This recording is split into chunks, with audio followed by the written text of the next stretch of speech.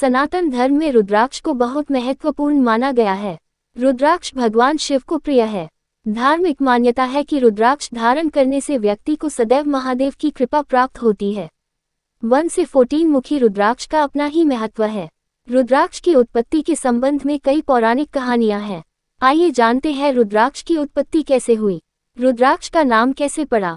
रुद्राक्ष का अर्थ है रुद्र की धुरी।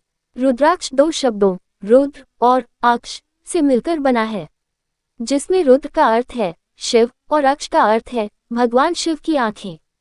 रुद्राक्ष की उत्पत्ति की कहानी भगवान शिव से संबंधित है। ऐसा माना जाता है कि रुद्राक्ष की उत्पत्ति भगवान शिव के आंसुओं से हुई है, इसलिए इसका नाम रुद्राक्ष पड़ा। जानिए रुद्राक्ष की पौराणिक कथा। देवी भागवत पुराण के अनुसार त्रिपुरासुर नाम के राक्षस को अपनी शक्ति पर घमंड हो गया था, जिसके कारण उसने देवताओं को पीड़ा देना शुरू कर दिया। त्रिपुरासुर के सामने कोई भी देवता या ऋषि मुनि टिक नहीं सका।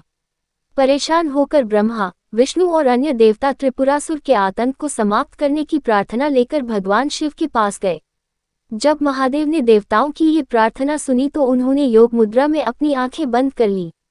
कुछ देर बाद जब भगवान शिव ने अपनी आंखें खोली तो उनकी आंखों से आंसू पृथ्वी पर गिर पड़े। ऐसा माना जाता है कि जहां जहां भगवान शिव के आंसू गिरे वहां वहां रुद्राक्ष के पेड़ उगाए।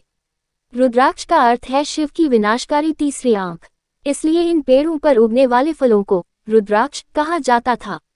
इसके बाद भगवान शिव ने राक्षस त्रिपुरासुर को अपने त्रिशूल से मार डाला और पृथ्वी और संसार को उसके अत्याचार से मुक्त कराया।